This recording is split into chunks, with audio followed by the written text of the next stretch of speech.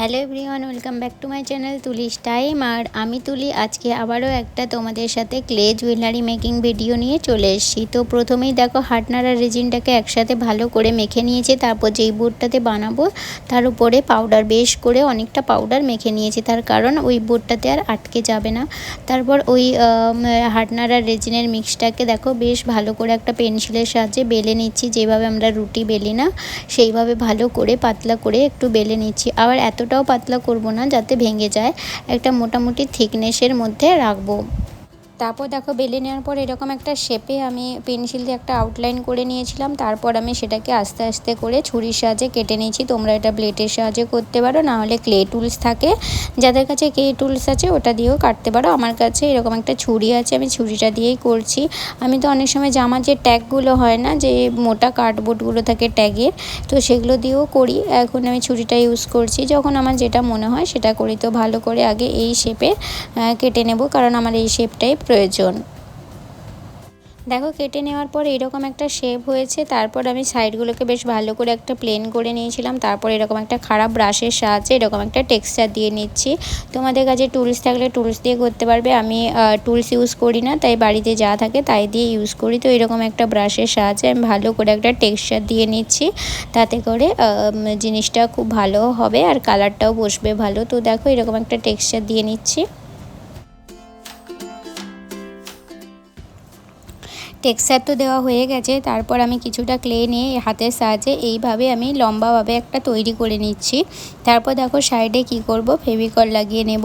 মানে আমি সাইডে বর্ডারটা দেব বলে চারিদিকে একটা ফেভিকল দিয়ে নিচ্ছি। তারপরে আমি ওই যে লম্বাভাবে বানিয়ে রেখেছি সুতোর মতো, ওইটাকে বেশ ভালো করে চারিদিকে একটা বর্ডার দিয়ে বসিয়ে নিচ্ছি।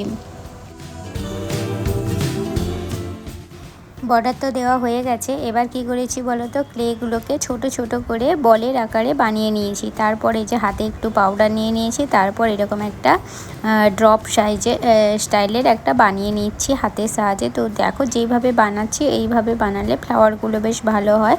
তারপর যে একটা নিয়েছি এরকম সেফটি পিন নিয়েছি, সেফটি পিন নিয়ে এরকম একটা শিরা শিরা দাগ দিয়ে নিয়েছি, যাতে এই মানে ফুলের পাপড়ির একটা টেক্সচারটা ভালো আসে। এটা তোমরা চাইলে ছুঁচের সাহায্যে করতে পারো বা বিভিন্ন জিনিস দিয়েও করা যায়। আরও বিভিন্ন, আমি তো জামার ট্যাগ দিয়েও করেছি এর আগের ভিডিওতে। তো এইভাবে বাড়িতে পড়ে থাকা জিনিস দিয়ে করা যায়। এইরকম কিছু ফুলের পাপড়ি বানিয়ে নেব প্রথমে হাতের সাহায্যে। একটু প্রথম যেটা বানাচ্ছি সেটা একটু বড় সাইজ, এর পরে যেটা বানাবো একটু ছোট সাইজের বানাবো। দুটো স্টেপে ফ্লাওয়ারের পাপড়িগুলো করব, তো সেইভাবে হাতের সাহায্যে বানিয়ে নিলাম। দেখো এখন অনেকগুলো বানিয়ে নিয়েছি। এরপর যেটা করব বেশ বানাবো। বেশের জন্য কি করেছি বলো তো, এইখানে এরকম একটা রাউন্ড মতো বানিয়ে নিলাম।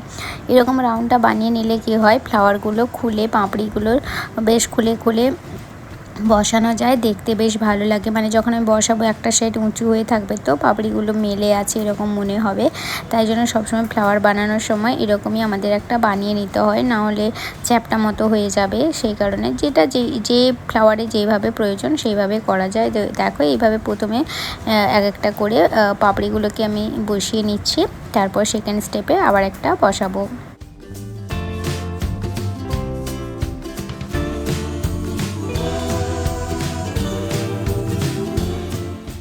পাপড়িগুলোকে অ্যাটাচ করার পর দেখো মাঝখানে ওই রেনু মতো একটা বানানোর জন্য এরকম হাতের সাহায্যে ছোট ছোট করে সরু সরু বানিয়ে মাঝখানে বসিয়ে নিয়েছি। এটা নিজেদের মতো করে ডেকোরেট করতে পারো, এটা এইভাবে বানানো হলো। তো তারপরে স্টেপে দেখো কি বানাবো। আর এখন দেখো এগুলোকে পেন্সিল দিয়ে নিজের মতো করে নিয়েছি। যতক্ষণ কাঁচা থাকবে ক্লেটা তুমি তোমার নিজের মতো করে করতে পারবে, তারপর একবার শক্ত হয়ে গেলে এটা আর করা যায় না।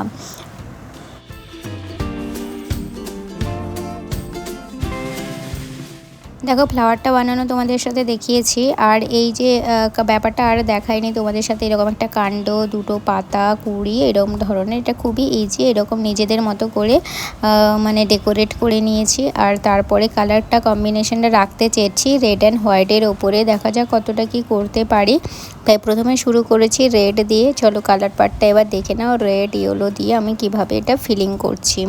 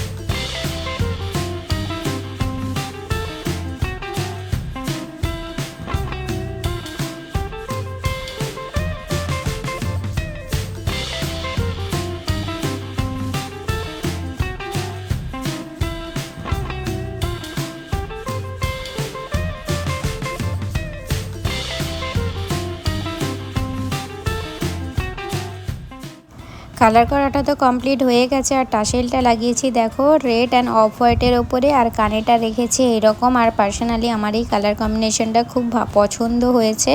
তো আজকের মতো এই ভিডিওটা এখানেই শেষ করব। নেক্সট দিন আবারও কোনো একটা মেকিং ভিডিও নিয়ে আসবো। ততক্ষণের জন্য টাটা। আর জানিও কেমন লাগলো এই কালেকশানটা।